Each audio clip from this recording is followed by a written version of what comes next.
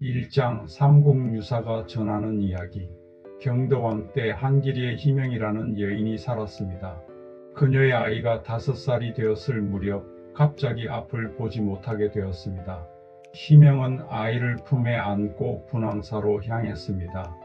그리고 좌전 북쪽 벽에 그려진 천수대비 앞에 무릎을 꿇고 아이와 함께 간절한 노래를 불렀습니다. 그러자 놀랍게도 아이의 눈이 다시 밝아졌다고 합니다. 그런데 정말 노래 한 번으로 아이가 다시 빛을 보게 된 것일까요? 천수관음이 기적을 베푼 것일까요? 경주에서 나고 자란 문화재 스토리텔링 강사인 제가 여러분과 함께 이 오래된 기록 속으로 들어가 보겠습니다. 구독과 좋아요는 다음 이야기를 이어가는데 큰 힘이 됩니다. 2장 고온달이라 불린 아이. 6월은 밝은 아이였습니다. 희명은 아이의 얼굴이 달처럼 곱다고 해서 고온달이라고 불렀습니다. 아이는 밤하늘을 좋아했습니다. 저녁이 되면 마당에 나와 달을 바라보았습니다. 엄마, 달은 왜 우리를 따라와? 희명은 웃었습니다. 내가 좋아서 따라오는 모양이지. 6월은 꽃의 색을 잘 기억했습니다. 봄이면 진달래를 보고 붉다고 했고, 여름이면 연못의 연꽃을 보고 어머니 치마보다 곱다고 했습니다. 새소리도 잘 흉내냈고 노래 부르기를 좋아했습니다. 마을 아이들이 뛰어놀다가도 6월이 노래를 부르면 잠시 멈추어 들었습니다. 희명은 그런 아들이 사랑스러웠습니다. 그러나 아이가 노래를 잘한다는 것은 언제나 좋은 일만은 아니었습니다. 어떤 아이는 6월을 부러워했고 어떤 아이는 어른들이 6월만 칭찬하는 것이 싫었습니다. 처음에는 작은 장난이었습니다. 술래를 시키고 숨지 않거나 공기놀이 돌을 하나 감추거나 6월이 노래를 시작하면 일부러 큰 소리로 떠들기도 했습니다. 어른들이 보기에는 아이들끼리 흔히 하는 장난처럼 보였습니다. 희명은 6월에게 말했습니다. 친구들이랑 가끔 티격태격하면서 노는 것이다. 아이들은 싸우면서 크는 법이야. 3장 너는 우리 편이 아니야. 어느 날 아이들은 골목 끝 느티나무 아래에 모여 숨바꼭질을 하기로 했습니다. 6월도 끼고 싶었습니다. 나도 같이 놀자. 아이들 가운데 덩치가 큰 아이 하나가 말했습니다. 너는 술래만 해. 그래도 괜찮아. 6월은 두 손으로 눈을 가렸습니다. 하나, 둘, 셋. 아이들은 깔깔거리며 달려갔습니다. 6월이 100까지 세고 눈을 떴을 때 골목에는 아무도 없었습니다. 한참을 찾았지만 아이들은 나타나지 않았습니다. 다음 날에는 공기놀이를 했습니다. 6월이 다가가자 아이 하나가 돌을 찼습니다. 자리가 없어. 나 여기 앉으면 되잖아. 너는 우리 편 아니야. 그 말은 짧았습니다. 그러나 6월은 그 말을 오래 들었습니다. 너는 우리 편이 아니다. 그날 저녁 희명은 아이에게 밖에 나가 놀라고 했습니다. 날이 좋은데 왜 방 안에만 있느냐? 6월은 고개를 저었습니다. 나가기 싫어. 또 친구들과 다투었느냐? 아이는 대답하지 않았습니다. 내일이면 다 풀릴 거야. 희명은 말했습니다. 그러나 다음 날에도 그 다음 날에도 아이는 밖에 나가지 않았습니다. 밤에는 자주 깨어났습니다. 나 여기 있어. 잠결에 중얼거리며 어머니의 손을 찾았습니다. 희명이 물었습니다. 누가 너를 두고 갔나? 6월은 눈을 감은 채 고개만 흔들었습니다. 4장 어둠 속에 남겨진 아이. 며칠 뒤 아이들은 다시 숨바꼭질을 했습니다. 이번에는 마을 뒤편이 오래된 곡식 창고 근처였습니다. 아이들은 6월에게 창고 안에 숨으라고 했습니다. 여기 숨어 있으면 아무도 못 찾을 거야. 6월은 처음에는 망설였습니다.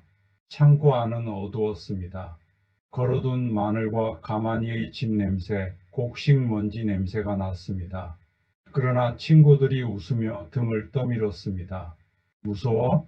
6월은 고개를 저었습니다. 야, 안 무서워. 아이는 창고 안으로 들어갔습니다. 문이 닫혔습니다. 처음에는 밖에서 아이들 웃음소리가 들렸습니다. 곧 돌아오겠지. 잘 숨어서 들키지 않아야지. 그러나 시간이 한참 지났는데도 아이들 소리는 들리지 않았습니다. 요월은 문을 두드렸습니다. 나 여기 있어. 대답이 없었습니다. 이제 나가도 돼? 밖은 조용했습니다. 아이는 더 세게 문을 두드렸습니다. 나도 데려가줘. 해가 기울고 창고 안은 더 어두워졌습니다. 아이의 숨이 가빠졌습니다. 벽을 더듬다가 손에 가시가 박혔습니다. 요월은 울었습니다. 엄마. 소리를 질렀지만 두꺼운 문 밖으로 잘 들리지 않았습니다.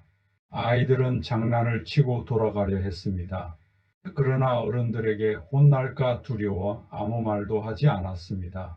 요월은 해가 진 뒤에야 발견되었습니다.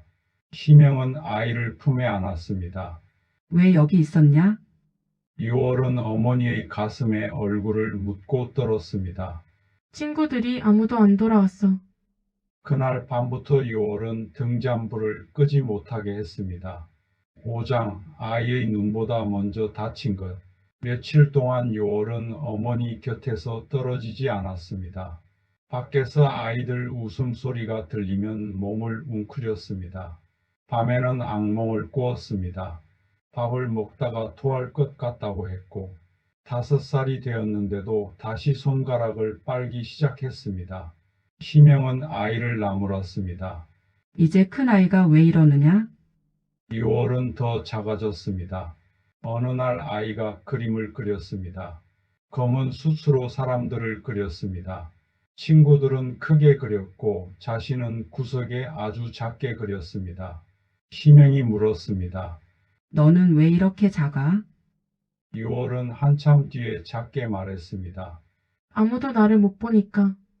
희명은 그 말을 제대로 알아듣지 못했습니다. 무슨 소리냐? 엄마가 보고 있잖아. 요월은 고개를 저었습니다. 그날 밤 아이는 다시 잠에서 깼습니다. 엄마 불 켜줘.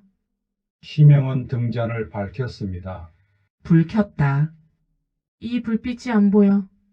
이게 웬일이야? 희명은 소리쳤습니다. 그러나 아침이 되어도 아이는 어머니의 얼굴을 알아보지 못했습니다. 요월의 눈이 다친 것은 그날 아침이었습니다. 그러나 어쩌면 그보다 먼저 다친 것은 세상을 믿는 마음이었는지도 모릅니다. 6장 눈병이 걸렸나? 희명은 아이를 업고 경주 장터 끝의 오래된 약방을 찾아갔습니다. 마당 한쪽에 늙은 대추나무가 있었고 약방 안에는 쑥과 당귀, 황기, 숙지황, 감초 냄새가 가득했습니다. 의원은 아이의 눈을 이리저리 살폈습니다.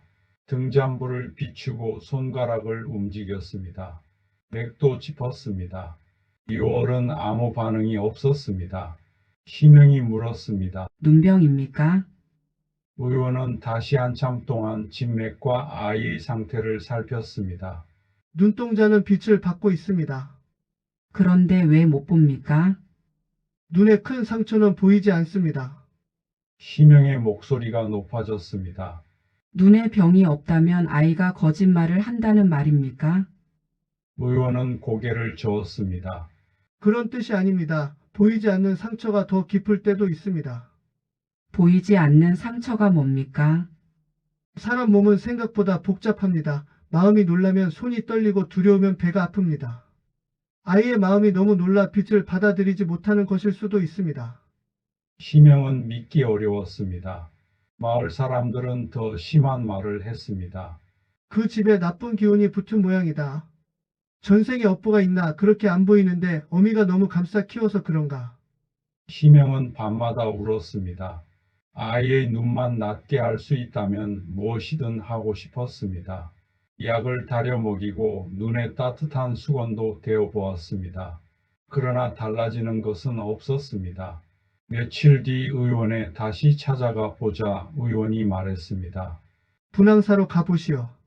희명은 의원을 바라보았습니다. 약으로 안 되니 부처님께 맡기라는 말입니까? 기도만 하라는 뜻이 아닙니다. 절에는 아이들이 있고 노래가 있고 조용한 마당이 있습니다. 아이가 다시 세상을 믿게 만드는 것이 먼저일지 모릅니다. 7장 어머니가 보지 못한 것은 그날 밤 희명은 잠들지 못했습니다. 아이는 눈을 감고 어머니의 소매를 잡고 있었습니다. 희명은 요월의 손을 내려다보았습니다. 손톱 밑에 아직도 검은 때가 남아 있었습니다. 창고 문을 두드리다 생긴 상처도 아물지 않았습니다. 희명은 그제야 물었습니다. 고운달아. 그날 창고에서 무슨 일이 있었느냐? 요월의 손이 굳었습니다. 말하지 않아도 된다. 다만 엄마가 내 말을 믿어주지 못한 것 같구나. 아이는 아무 말도 하지 않았습니다. 희명은 아이를 끌어안았습니다. 눈을 뜨지 않아도 괜찮다. 엄마가 내 곁에 있을 것이다. 그래도 무서웠던 일을 혼자 가지고 있지 말고 말하고 싶을 때 말해. 한참 뒤 요월의 어깨가 떨렸습니다. 아이들이 나를 두고 갔어. 희명은 등을 쓸어 주었습니다. 그래, 내가 불러도 아무도 안 왔어. 그래. 엄마도 안 왔어. 그 말에 희명의 손이 멈추었습니다. 엄마는 몰랐다. 그래서 내가 없어졌다고 생각했어. 요월은 처음으로 큰 소리로 울었습니다. 희명도 함께 울었습니다. 희명은 말했습니다. 그래, 내가 너의 소리를 들으려고 하지 않았구나. 엄마가 미안하다. 자신은 아이의 눈만 열려고 했습니다. 그러나 정작 아이가 왜 눈을 감았는지는 묻지 않았습니다. 8장 분황사로 가는 길. 며칠 뒤 희명은 요월을 업고 분황사로 향했습니다. 길가에는 봄까치꽃과 봄맞이가 돋아나고 있었습니다. 바람은 아직 차가웠지만 햇빛은 부드러웠습니다. 요월은 어머니 등에 엎인 채 물었습니다. 엄마 지금 어디야?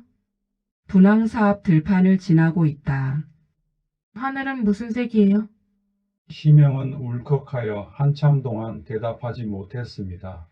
오늘은 아주 옅은 푸른색이다. 내가 좋아하던 비단빛과 비슷하다. 분황사에 도착하자 풍경 소리가 들렸습니다. 목탁 소리도 났습니다.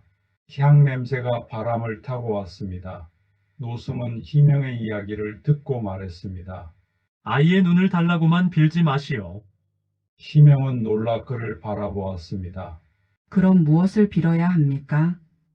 아이의 두려움을 들을 귀를 달라고 비시오. 아이가 다시 세상을 믿을 수 있도록 해달라고 비시오. 요월은 요사체에서 며칠 머물렀습니다. 동자승들은 아이를 억지로 끌고 다니지 않았습니다.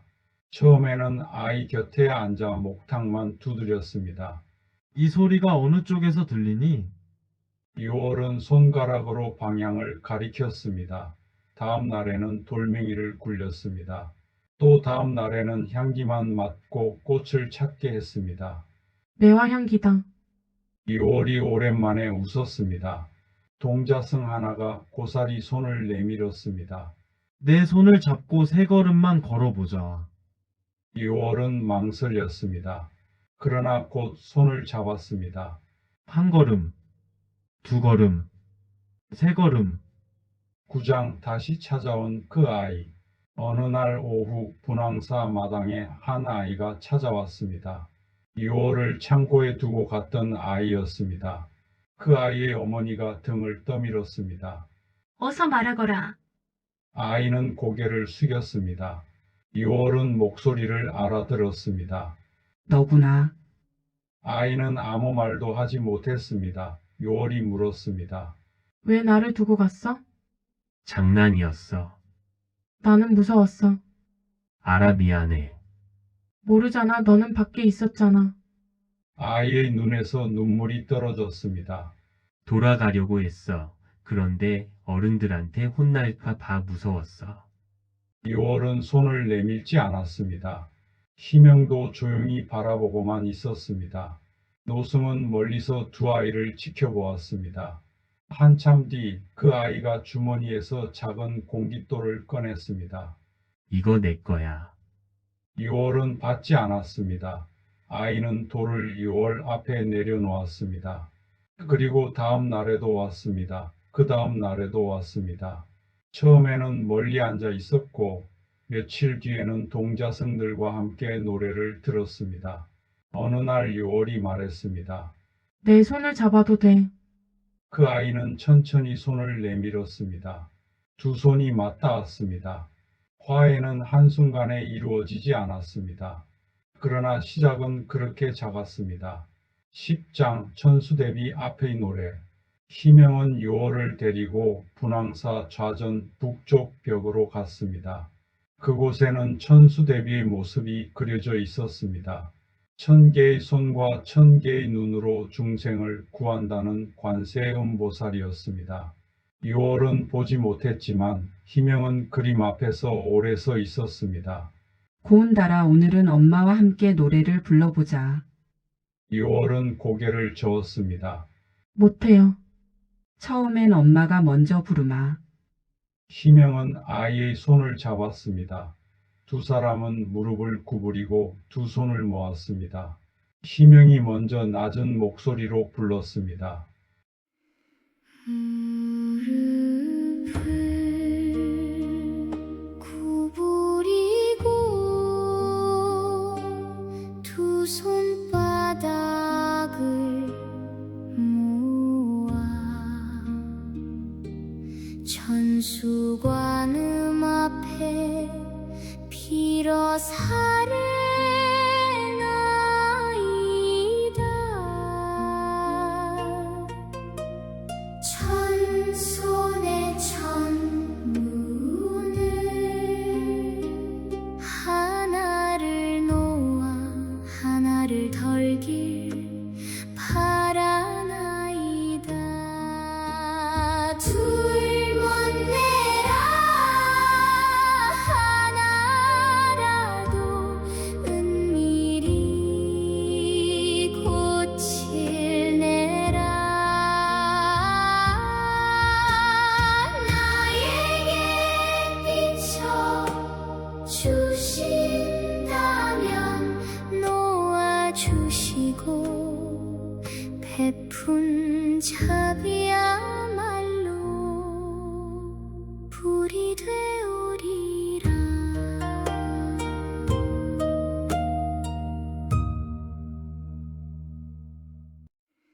처음에는 희명의 목소리만 들렸습니다.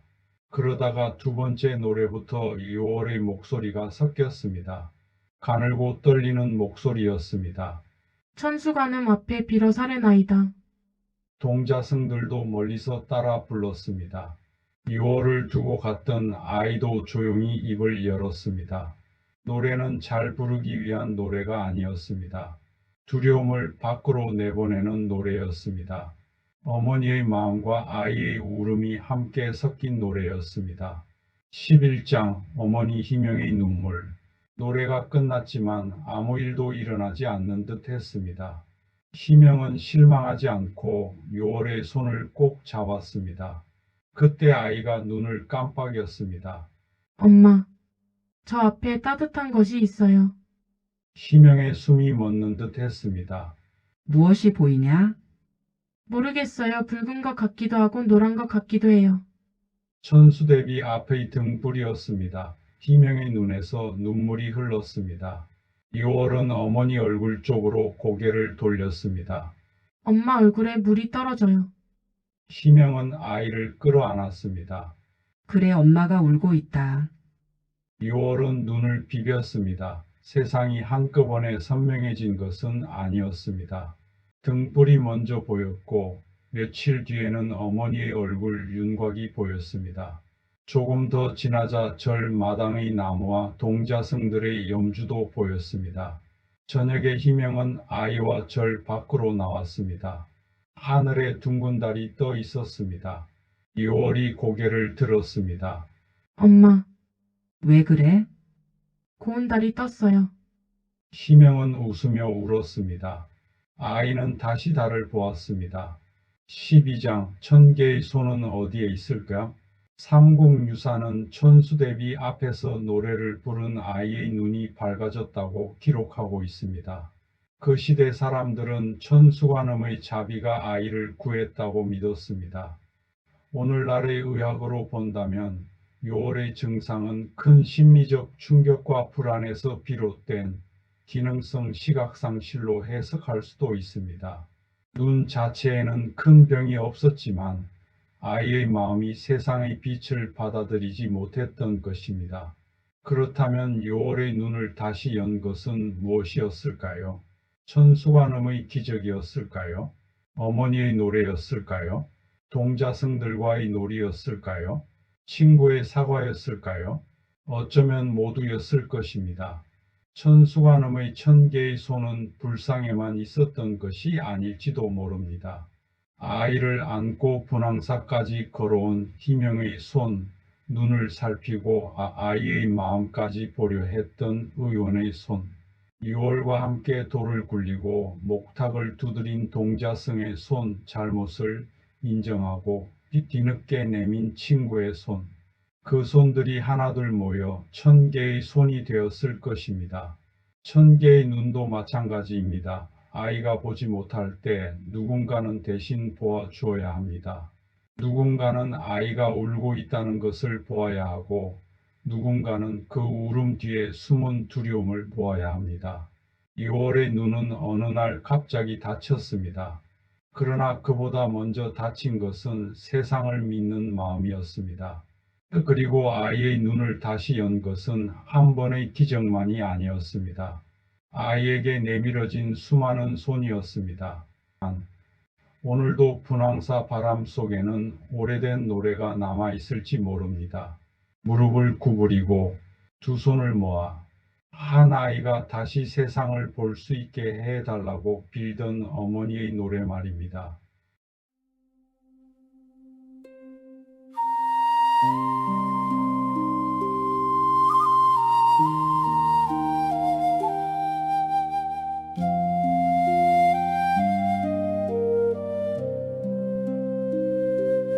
어두운 밤 끝나지 않던 어느 아침 고운 달 두 눈의 빛이 사라졌네. 어머니 품 안에 얼굴을 묻고 어머니 해가 어디에 있나요? 작은 손 허공만 더듬고 있었네.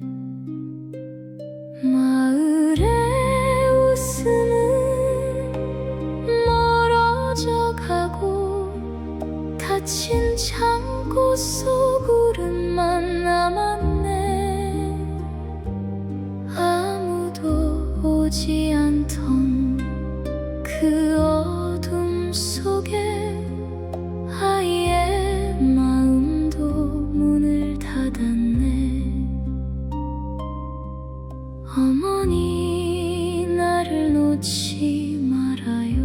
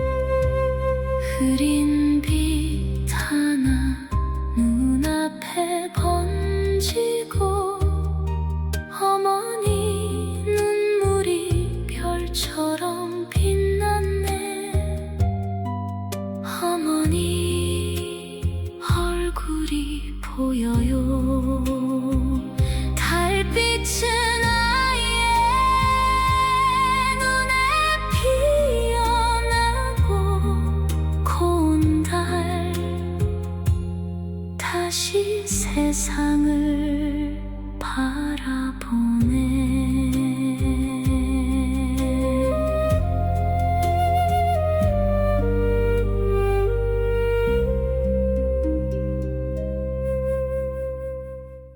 이 이야기는 삼국유사의 기록을 바탕으로 하되 기록이 말하지 않은 부분에는 오늘의 의학적 해석과 상상력을 더해 구성한 역사 설화입니다.